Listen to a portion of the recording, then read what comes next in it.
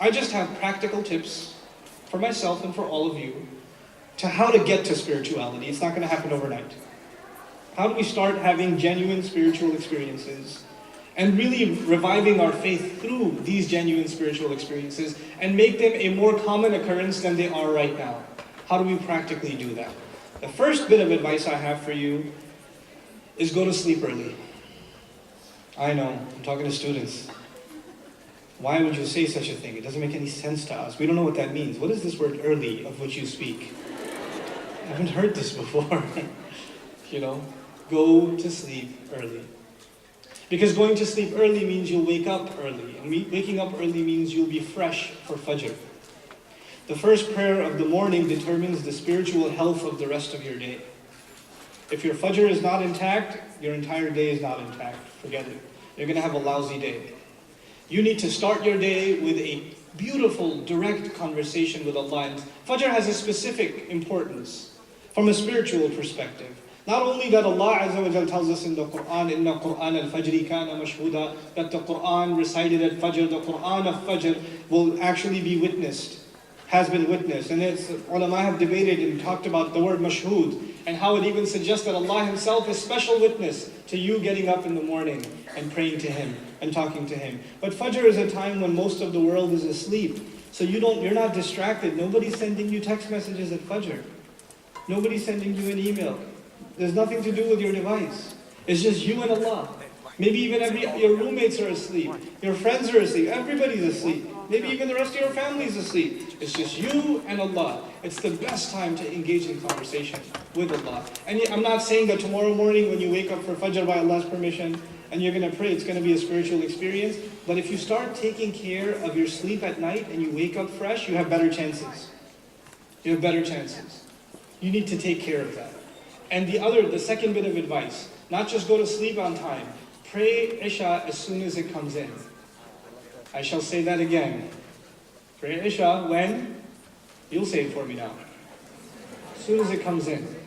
Don't wait for it. Oh, it just came in at 7:30. I got time. 9 o'clock, I got time. 10:30, I got time. 11 o'clock, I got time. 12, let me just sleep a little bit. I'll wake up and pray. Extra late Fajr special session.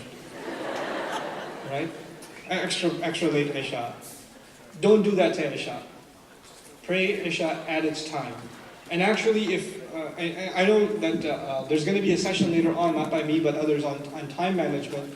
I'm not going to give you a session on time management, but spiritually speaking, in the sense of spirituality, if you can really work on marking down your time for the evening prayer, the Isha prayer, and therefore fixing your Fajr prayer, then you are on the road to spiritual success. You are well on that road.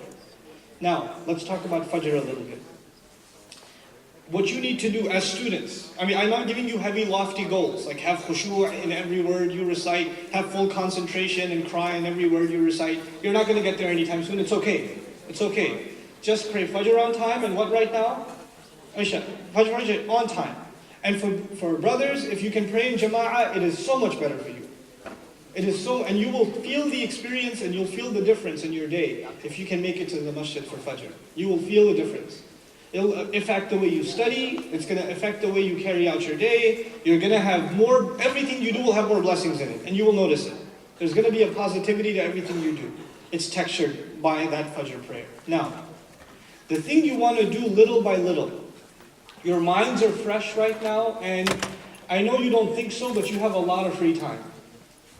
You have an insane amount of free time. And if you don't believe me, you will after you graduate and start working. And you will look back and say, man, I had a lot of free time. Now you waste a lot of that time, but I'm saying if you can dedicate some of that time to memorization. Memorization. Now specifically, there's two things I would like you to consider memorizing. One, I want you to start memorizing select surahs from the Quran. Just short ones, easy ones to memorize. You can pick ones from Juz Amma. It's okay. If you don't know any surahs, you don't have to tell anybody about that. Just start memorizing little by little by little on your own. Even if it takes you 6 months to do one page, it's okay. It's just between you and Allah. That's it. You love Him so much, you want to memorize some of what He has to say. That's all this is, right? Now, just as an added resource on my institution's website, on bayina.com, there are podcasts for every surah of Juz Amma. For the 30th section of the Quran, for every surah, every chapter in there, there's a detailed lecture study of it. Memorize it, then listen to the lecture. And if there are other teachers, other scholars, other videos out there that are describing the surahs, listen to that. Why? Because now what you've memorized, even if you don't know Arabic, if you've memorized it and you've heard a detailed explanation of it, you don't just have a parrot-like relationship with these words, you know something about the depth, the wisdom, and the guidance in these words. So you have a real relationship with these words, and that's my motivation for putting the podcast up is that, for Juz Amma particularly. Because most people will memorize something from that, at least they have something that they can listen to and say, okay, that's what this is talking about.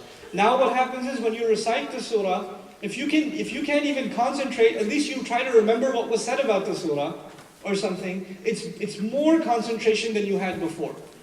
It's more than what you had before. At least now, when you're standing there and praying, and you're looking down at that really creative musalla rug that you bought, you're not wondering about this one going, this turny thingy going that way, and this one going 3, but this one's 4. Why is that? It's asymmetrical, and and while you're in sajda, you're trying to fix it, and so at least you're not doing that. So I say 80% of your memorization efforts should go towards Quran. 80%. I'm just throwing a number out there, okay? And 20% of your memorization efforts, here goes, should go towards memorizing special prayers, special du'as. Small book, Fortress of the Muslim, costs $5. You can get it pretty much from any Islamic bookstore. Get a hold of it. There are probably PDFs online anyway of it. If you're that, the economy's tough for you, then that's fine. Just download the PDF. I think there's even apps out there for it now. Memorize the dua for entering the house and leaving the house, putting the clothes on and taking the clothes off, going into the bathroom and coming out of the bathroom. One dua a week. Not even everything in one shot, one dua a week, and add it into your day. Now when you get up, you know what what to say to Allah when you wake up. Now when you're about to go to sleep, and what's beautiful about those du'as is the meanings are all there. It's translated for you, right? You don't need an in-depth analysis. They're very self-explanatory. And why are these du'as important? Because they are the Prophet's own spiritual practice, sallallahu alayhi wa sallam. So now you're trying to introduce spirituality in your life by adopting the Prophet's own spiritual practices, alayhi salatu wasalam. And that's why this is a really effective way of you starting to engage with Allah. Outside of the context of prayer. You sit in the car, you make the dua for travel. And the other really cool thing to do is when you make the dua for travel and you're not familiar with the Arabic language, to even at least remind yourself of what you read in translation. What did that mean? Oh yeah, subhanallah. And then begin your journey. And then start driving your car. This will necessarily start impacting how conscious you are of Allah on a daily basis. Because what these du'as, they're basically, these are supplications and du'as for all occasions, right? Eating, sleeping, meeting friends, departing, etc., etc. Every circumstance in life, there's a prayer for it in Islam. There's a small prayer for it. What that does is you don't experience anything in life that is not an excuse to remember Allah. That's what that does. It makes every circumstance of life a spiritual opportunity. That's what it does. And that's the beauty of these du'as. So I said first, work on your prayer by memorizing a little bit more of the Quran and understanding what you've memorized. And 2, little by little, one dua a week, one dua, not more than that. What was the name of the book I mentioned? Fortress of the Muslim. Just one dua a week and add it to your regimen. Don't just memorize the dua and not use it. I say one a week because you memorize it, maybe you can pull it off in a day. The rest of the 6 days, you make it a point to use it. To actually use it. You don't have to memorize every dua in that book. Pick the ones you like. It's okay, you can be selective. Pick the ones you like. Like if you don't ever go to the masjid, don't start with memorizing the dua for going into the masjid. Don't start with that. Start with the one you're going to use. Yeah, and if you find a section there, selling a camel or something, and don't do that yet. You're a couple of months away from selling camels, so just don't worry about that yet. Okay, so that's what I'm trying to say as far as practical spiritual practices are concerned.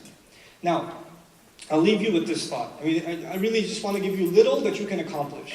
And I tell you, أَوَّلُ الْغَيْثِ قَطَرْ ثُمَّ يَنْهَمِرُ, as they say in Arabic, the first of the rain is a drop and then it pours. These little things, they add up to a lot. Don't underestimate their value. Don't think, how am I going to become the spiritual warrior? Don't worry about it, you'll get there. You have to get your training with little, small steps, baby steps, and inshallah ta'ala you will get there.